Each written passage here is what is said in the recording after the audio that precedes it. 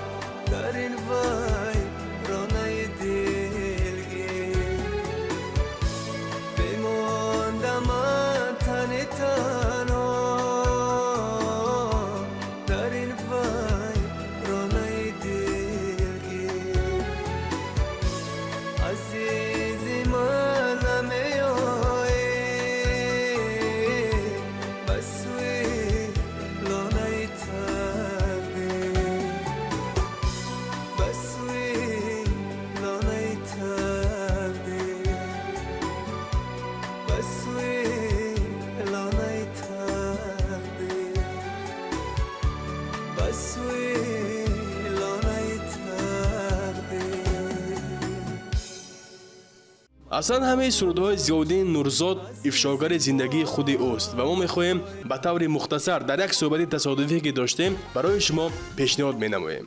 با تو عادت کدمه همه با عادت کدمه با تو عادت کدمه همه با عادت کدمه با همه جبر و جفایت یار صبر و طاقت کدمه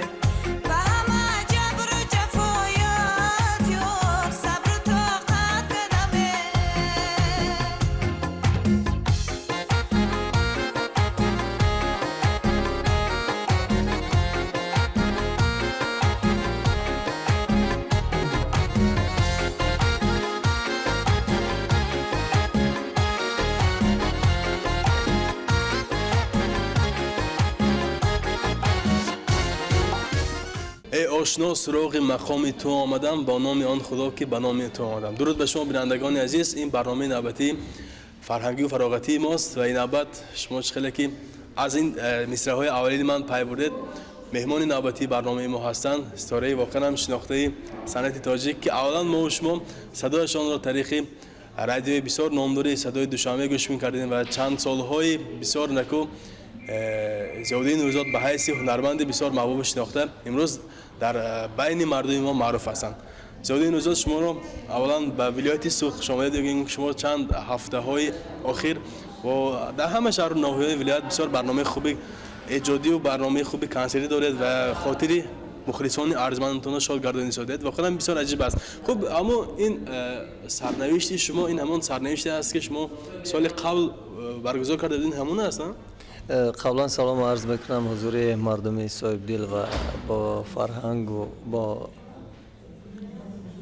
استعداد انیق‌تر صاحب دل شهر باستانی خوجان و نواحی گرد و اطرافیان. واقعا این همان برنامه است، دوام منطقه همان برنامه است، ولی با علاوه چند تا از سرودهای تر و تازه. موفق شدیم در شهر باستانی پنجکند، در ناحیه قبادیان، شهر کولاب و طور الان میبینید حالا در ولایت سوخت در شهر چکالوس قرار داریم و هفته قبل فکر میکنم 2 هفته پیشتر در شهر خوجان نیز یک برنامه کنسرتی در مرکز جوانان دایر کرده بودیم. البته این با خواهش و درخواست خود مخلصان شما هست نه؟ بله همینطور هم بود و من سال 2005 بار نخست در یکی از تالارهای شهر خوجند برنامه کنسرتی داشتم و فکر میکنم سالیان زیاد که سپری شد و این مدت نفران خیلی زیاد با من زنگ میزدند و میگفتند که میشود که برنامه کنسرتی خود را در شهر ما دایر بکنید و امروز طوری که میبینید ما اینجا برنامه کنسرتی اجرا کردیم و فکر میکنم که خیلی خوب هم گذشت. تشکر زیاد. البته ما بعض برنامه‌های پیشینه شما با خبر هستیم که اون نام‌های دیگر داشتن و این یعنی به قول سرنوشت این چه افاده میکنه؟ سرنوشت چرا افاده میکنه؟ سرنوشت میتواند مخصوص خاص یک انسان باشد. روزگار انسان ها، حیات نیک و بدی که از سر گذراندن، در مجموع حادثه‌ای که در خانواده، در میان همسایه ها خویشتبار و نهایت در میان قوم ها با وقوع میپیوندند، افادهگری همان حالت است. سرنوشت یعنی افشای رازهای درونی خودی من بود، باطنی من بود. یعنی محبت مادرم بود، محبت پدرم بود، خواهر و برادرانم و مخلصان و هوادارانم. یعنی پاره ها از زندگی نامه خودی من که در مجموع همه سرنوشت است. بسیار نکو. خب البته من این سوال با آن خودت دادم که شما به جاده هنر آمدنتون هم یک سرنوشت بسیار جالب است. اختیارش تصادف بود. تصادف، بله. تصادف. چگونه تصادف بودن؟ اگر روی راست مردانه اقرار بشم، آنقدر دوست نداشتم که روی صحنه باشم، سرود بخوانم، ترانه بخوانم. برایم یک خیلی غیر چشم داشتم مینمود وقتی که این نفر در صحنه رقص میکرد، میخندید، سرود میخواند و مردم کف میگفتند. میگفتم شرم دارم، من هیچگاه نمیتونم روی صحنه باشم. ولی طوری که امروز میبینید من آوازخوان هستم و زیادتر از آن افتخار میکنم که با قلم سر و کار کردم. فکر میکنم که همین قلم مرا به مقصود رسانید و اصلا درد انسان رو پخته میکنه، کاملتر میکنه در زندگی. خوش ندارم انسان‌های بی احساس، بی درد و بالاتر از همه آدمیزاد رو دو چیزی داره میکند، یکی عقل و دیگری احساس.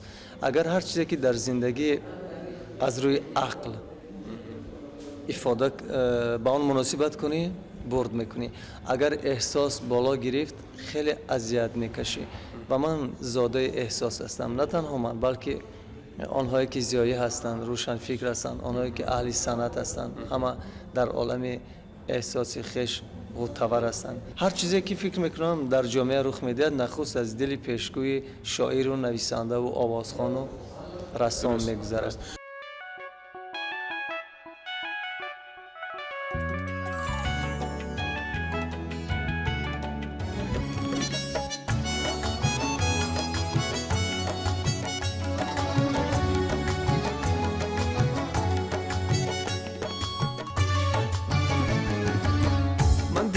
عاشق نمیشم بدی حرفای دروغه، من دیگر عاشق نمیشم بر نگاهی بفروغه، من دیگر عاشق نمیشم بر نگاهی بفروغه.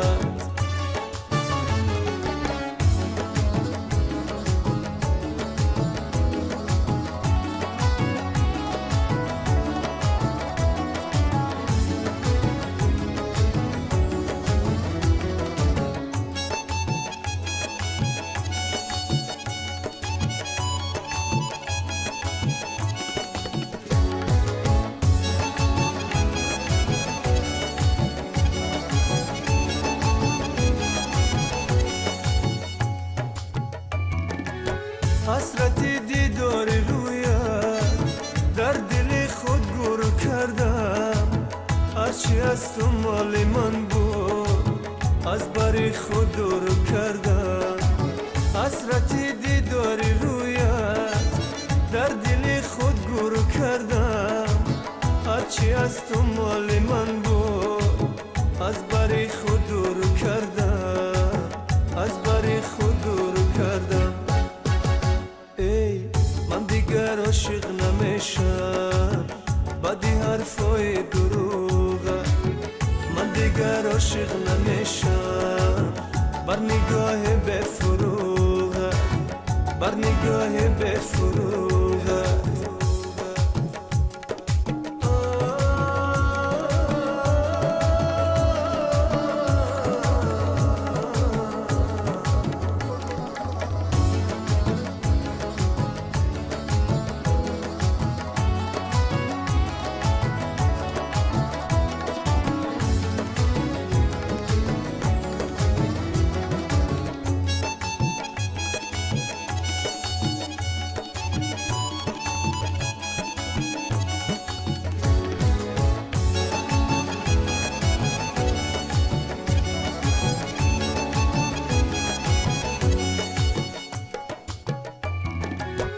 کف طریقم لا نمانده روی بامی منزلی من نوش بادت ای عزیزم کاسه خونی دلی من کف طریقم لا نمانده روی بامی منزلی من نوش بادت ای عزیزم کاسه خونی دلی من کاسه خونی دلی من ای من دیگر عاشق نمیشم بدی حرفای دروغه من دیگر عاشق نمیشم بر نگاهی بفروغه من دیگر عاشق نمیشم بدی حرفای دروغه من دیگر عاشق نمیشم بر نگاهی بفروغه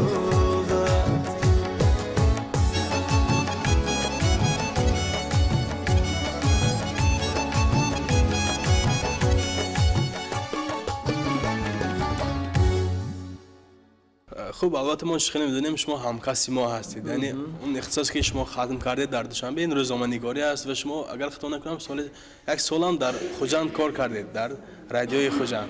خیلی من معلوم است کار نکردید؟ نه شما شاید اشتباه برداشت کردید و نادرست رسانیدن.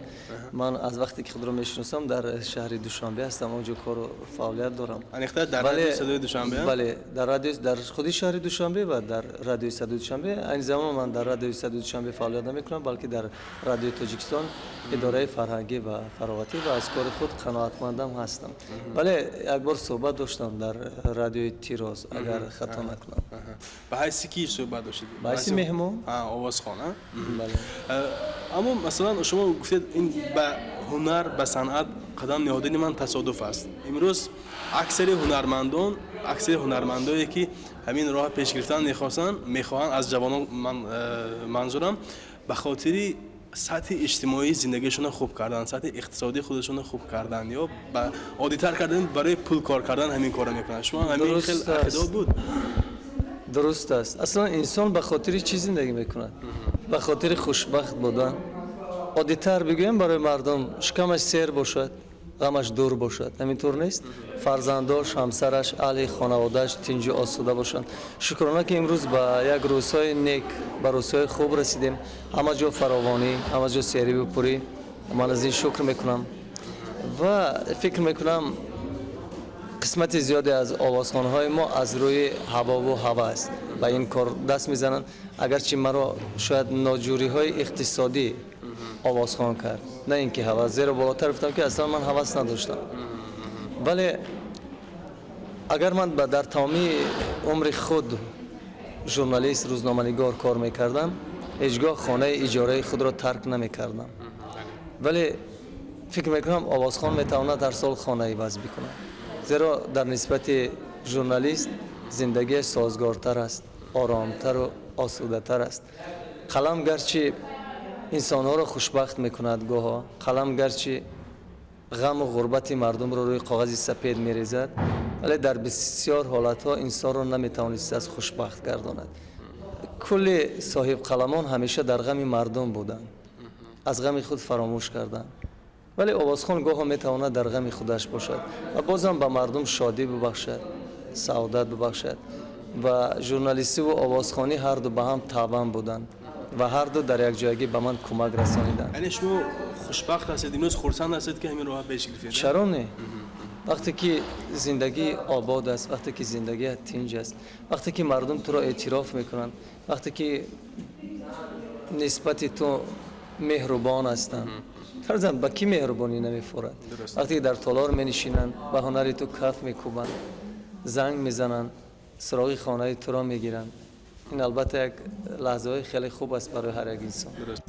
دیگر برای تو نمیگیریم، دیگر برای تو نمیسوزم، دیگر برای تو نمیگیریم، دیگر برای تو نمیسوزم.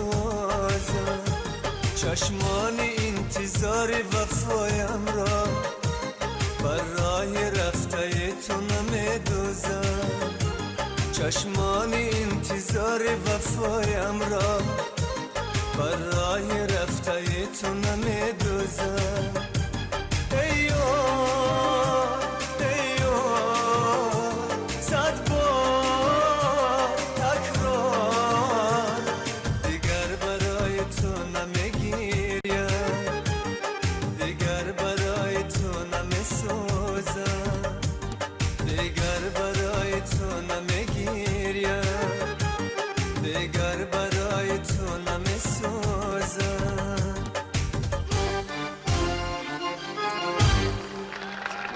خب پیش از سرود پرنده ها سرود بسیار جذاب عاشقانه داشته با نام دیگر برای تو نمیسوزم. یعنی همین سرود ها آغاز کار شما بودن؟ پیش از سرود پرنده ها پرنده های مسافر این سرود هفتمی من بود و ببینید تصادف رو که من اصلا این سرود رو خواندن نمیخواستم. باره در اتاق کاری می نشستیم و یک نفر آوازخوان وارد شد. من از او خواهش کردم که یک ترانه دارم. آن هنگام آوازخوانی نمیکردن. انیخترش چند آهنگ داشتم چند شعر داشتم ولی ثبت نکرده بودم. گفتم برایت میخوانم اگر مقبول افتاد بخوان. بعد گفتم پرنده ها همه رفتند پرنده های مسافر عزیزی من نمی آیی به سوی لانه تقدیر. او در حالی که خنده میزد گفت این با من مقبول نیست. چی؟ یعنی پرنده ها همه رفتن. گفتم اخی منظورم از پرنده این مردان مسافر هستند یعنی مهاجر بچه های تاجیک هستند آنهایی که از وطن خیش دورن با امر تقدیر و قسمت. گفت نه برای من ترانه یک شوخ و شنگ ساده تر لازم است فرضاً برای تو میمیرم برای تو میسوزم. بعد نخرید خیلی خوشحالم که ندادن زیرا همین پرنده ها مرا به یک دیاری خیلی دور آفتابی بردند به دیاری بردند که آنجا آرزوهای من سر شد به دیاری بردند که هرچی که در کودکی در نورسی من آرزو میکردم به اون دستیاب شدم کامیاب شدم. بالاتر به سرزمین بردند که آن سرزمین محبت نام دارد و این محبتی یک نفر شخصی سرپول و ثروتدار نیست که میتواند توسط پول خیش تو را سرگرم سازد. این محبت انسان‌های عادی بود شنونده های رادیو صدای دوشنبه بود. محبت زنها یعنی مادرهایی بود که در فراق فرزند خود هستند یا انسان‌هایی بود که مادر خود گم کردند. این محبت خلق بود همچون با یک برادر خود و یک انسانی نزدیکترین خود مناسبت میکنند. هنگامی که یک مشکلی اگر در زندگی بر سرشان میاد حتما با من زنگ میزنند و میگویند که ما در همین گونه حال افتادیم. تا آنجا امکان دست میدهد من براشون چند مصلحت میدم.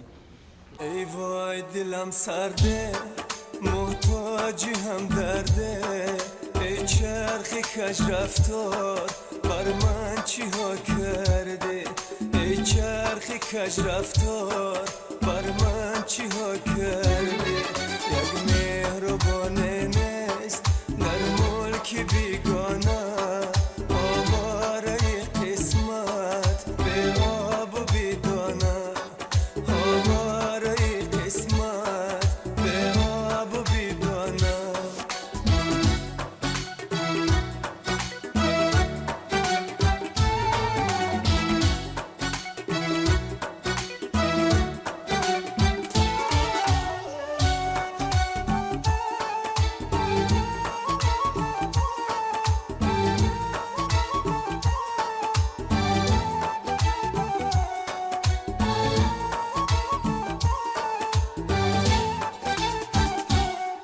باز آمدم مادر قربان جانی تو با قلبی صد پاره تا ستانی تو به هدیه آمدم بر توی خواهرم شرمیده بینگرم بر روی مادرم بر روی مادرم مادر مرا ببخش دنیا پر از غمه دردش چه بیشمار خوشبختیش کمه زور و توانم نیست ناچار میخندم با من مراسا کن ای یار دل بندم ای یار دل بندم.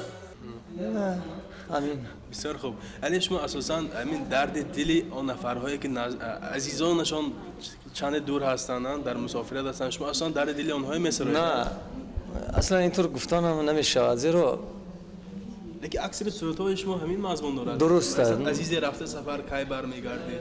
چند تا قسمتی کمشان در موضوع مهاجرت بخشیده شده است و قسمتی دیگر در موضوع جدایی و عشق و قسمتی از همه زیاد در مورد محبت مادر. و فکر میکنم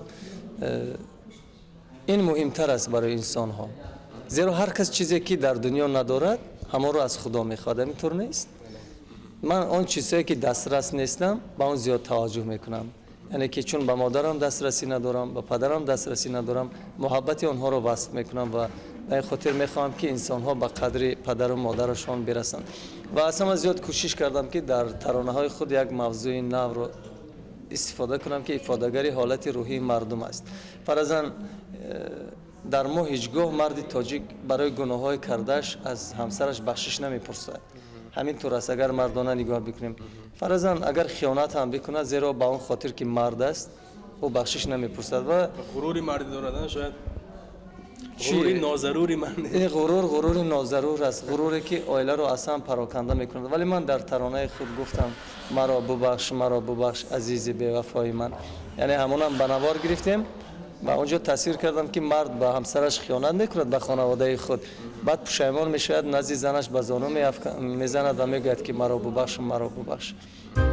قطره گریه کردی وقت رفتم از کنارت، آه منی ناشکر میرم در دو چشمی انتظارت، لحظه روزی جدای من تو را بگانه خواندم، مست در آغوش دیگر تا سر افسانه خواندم.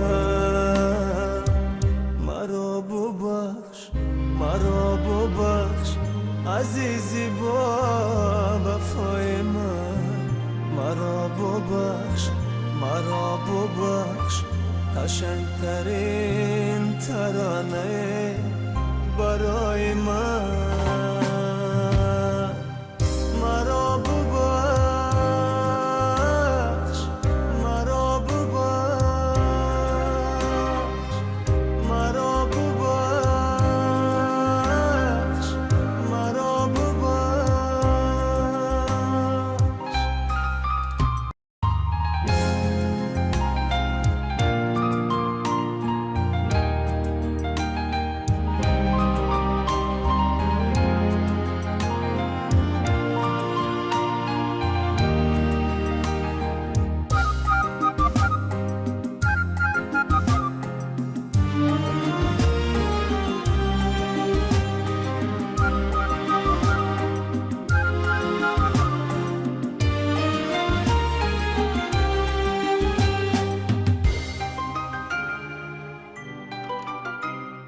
اما شما زیادتر میبینیم که همون متن‌هایی که استفاده میکنید از آن خودتان است و اگر از آن دیگر شاعر باشن شما با آن کمی تغییرات وارد میکنید. مثلا ببینیم پرنده های مهاجری ها از نروی که شما سرود نو دارید با نام نرو، اصلا این سرود الهام میگیرید از شعری؟ نه، این سرود اصلا مال سیاوش است، یک نفر از شاعرای توانای تاجیک و پرنده ها همه رفتن پرنده های مسافر، دو مصرع نیز مال همین شاعر است. و چون دوام این مصرع ها در قالب ایجاد آهنگ من که نگنجید، من کمی با تغییرات اونا برای مردم پیشنهاد کردم و خوش هم قبول کردن. و یک ترانه یک شعر خیلی خوب دارد، انیخترش نرو بهار را نبر، بهار سبز چشم پرخمار را نبر، تو میروی برای من دیگر کی ناز میکند، نرو که عمر کوتاهی مرا چو موی خود دراز میکند، نرو بهار را نبر.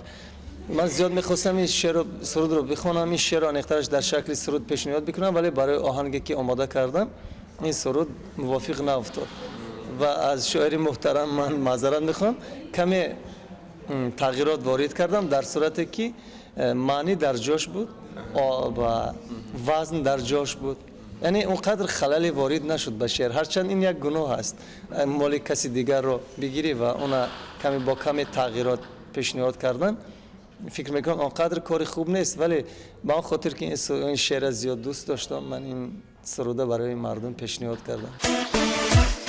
چه میشه نگام کنی یک بار صدام کنی، چه میشه نگام کنی یک بار صدام کنی، از لبان شکری من بوسه اینام کنی، از لبان شکری من بوسه اینام کنی، چه میشه نگام کنی. جانی من زی من جدای مکن، با دیگر کسا شنای مکن، وعده داده زی خاطر مبر، سطحی تو به وفای مکن، وعده داده زی خاطر مبر، سطحی تو به وفای مکن. چی میشه نگام کنی یک بار صدام کنی، چه میشه نگام کنی یک بار صدام کنی، از لبان شکر من بوسه اینام کنی، از لبان شکر من بوسه اینام کنی، چه میشه نگام کنی. خوب اما میبینیم چند نفر هم در سبک شما امروز سرودخوانی میکنن، شاهزاده دوران یا چند شاگردای شما هم هست. خوب عموما امروز شما هم به هنرمندان شهر دوشنبه و هم به هنرمندان ولایت چه نظر دارید شما، حالا که به دیپلمی صنعت امروز امین راه بسیار با موفقیت طی کرده ایستادید؟ فکر میکنم دیپلم سرخ و کبود سیاه داشتن در صنعت اونقدر مهم نیست. اگر هنر خدا داده باشد، استعداد باشد، انسان موفق میشد. خب در دوشنبه شهر که دل تاجیکان محسوب می‌یابد، آینه تاجیکستان است، پایتخت تاجیکستان عزیزمان است، شهرت یافتن کمی دشوارتر است، به اون خاطر که اکثر از هنرمندان ستاره ها و آوازخوان‌های کسبی آنجا زندگی میکنند و هر گونه ترانه هایی که دارای مضمونی پستند، آهنگ ناجور دارند، قبول کردن نمیتوانند و گاه شورای بدیعی هم عمل میکند در نزد کمیته تلویزیون و رادیو که خیلی سرطلب هستند نسبت ترانه هایی که ایجاد میشوند و این ما را سرمسئولیت میکند. به همین خاطر نه تنها من بلکه قسمت زیادی از آوازخوان‌هایی که اونجا فعالیت میکنند همیشه کوشش میکنند که ترانه های خیلی خوب و قشنگ را که دارای معنی و مضمونی بلند هستند برای مردم پیشنهاد بکنند. خب در ولایت سوخت باشد نمیدونم آیا شورای بدیعی عمل میکند یا نه، تا اونجایی که امکان دست داد من با ترانه های آوازخوان های جوانش آشنا شدم، با همکسبای عزیزمان من براشون موفقیت آرزو میکنم. البته قسمت زیادی از آنها آوازی خیلی خوب، صدای شیره‌دار، گرم و گیرا دارند، ولی در مورد تکمیل موسیقیشون چیزی نمیگویم یا نوار برداری کلیپ هایشان، تصویر کلیپ هایشان چون قابل قبول است از لحاظ تکنیکی و سوژه، ولی در مورد انتخاب متن خیلی قسمت زیادشان ضعیف هستند.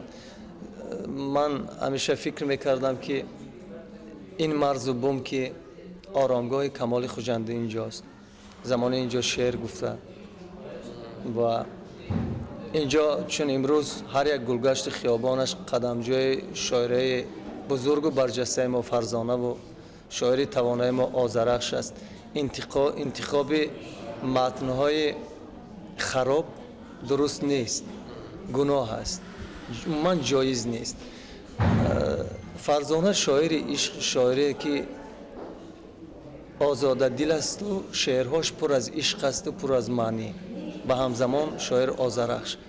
در همکاری با آنها می توانستند یک ترانه ها متن‌هایی را انتخاب کنند که در واقع خیلی بلند هستند و محتوای خوب دارند. اینجا مثلا همین کارشناسان ساحه صنعت برای انتخاب میکنند که هنرمندان ما زیادتر آهنگ دیگر هنرمندان رو میگیرند، متنش رو دیگر میکنند و میخونند، اما شما همگونه چند استودیو دارید؟ به این نمیشود. این را میتوان دزدی نامید.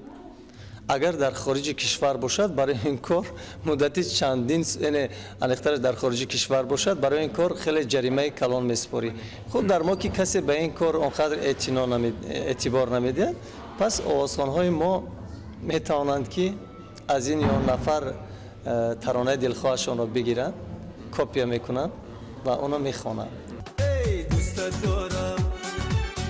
بینم خاری غمهای تو را با بوسه چینم بی تو خارم آهی سردم من با آغوشی بهارت برمیگردم مردی راهم بی گناهم کشته ای تیغی دو چشمانی سیاهم چشمای من چشمای تو افشاگری رازی دل است این عشق من این عشق تو افسانه زیبایی هر منزل است هننننن میدانی یا نه این قلبی من آرامی نداشت این شوری من این شوقی تو ای کاش خدا انجامی نداشت دوست دارم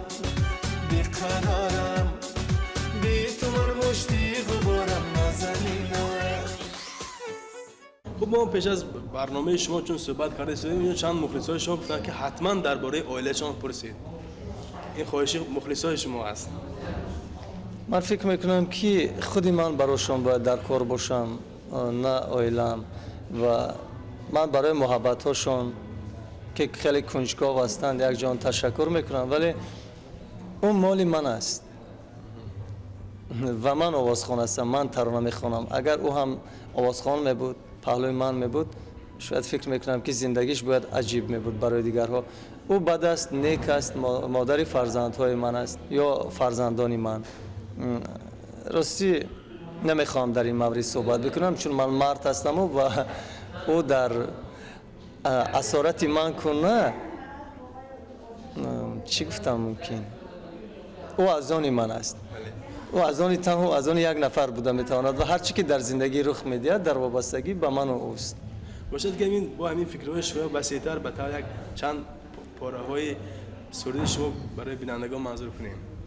میخوام یک پاره شعر بخوانم اصلا این سرودی کهنه است و من این سرود زنده کردم این سرود محصول ایجاد کریم قاسموف است استاد بر ملک دلم ای شوخ نگر بر ملک دلم ای شوخ نگر غیر از تو ندارم من یار دیگر غیر از تو ندارم من یار دیگر سیمای عزیز جلوگر است سیمای عزیز جلوگر است اندر نظرم هر شام و سحر اندر نظرم هر شام و سحر تا کی تو فقط با نازی تو تا کی تو فقط با نازی تو بر پرسشی من ناداده جواب بر پرسشی من ناداده جواب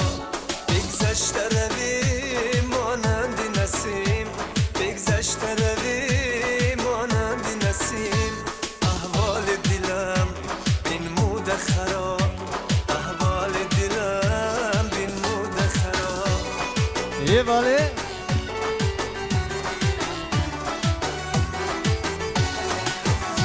خواهم که به تو یک جا بشوم خواهم که به تو یک جا بشوم هم مقصد و هم معوا بشم هم مقصد و هم معوا بشم چشم از رخیزه باید نکنم چشم از رخیزه باید نکنم بر قلب عزیز جا بشم بر قلب عزیز جا بشم بر ملک دلم ای شوخ نگر بر ملک دلم ای شوخ نگر غیر از تو ندارم من یار دیگر غیر از تو ندارم من یار دیگر غیر از تو ندارم من یار دیگر.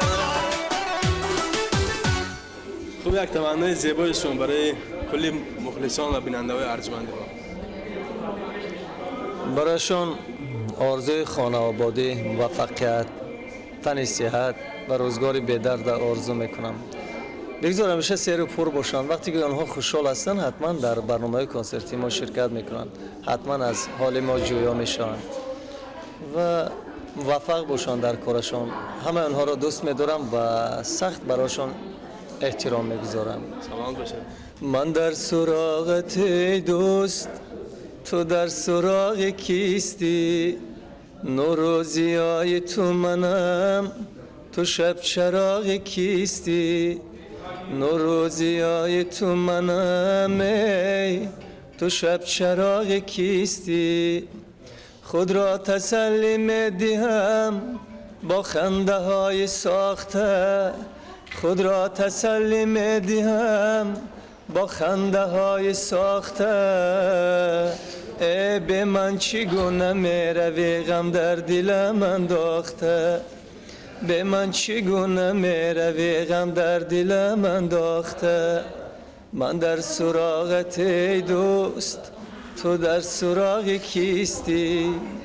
بینندگان ارجمند، ما لحظه چند پیش از برنامه کنسرتی هنرمند ضیاءالدین نوری‌زاد با ایشان صحبت کردیم و فکر می‌کنم یک صحبتی خاطرمان و زیبا هم بود. تا برنامه دیگر تنت تو پیروز باشه.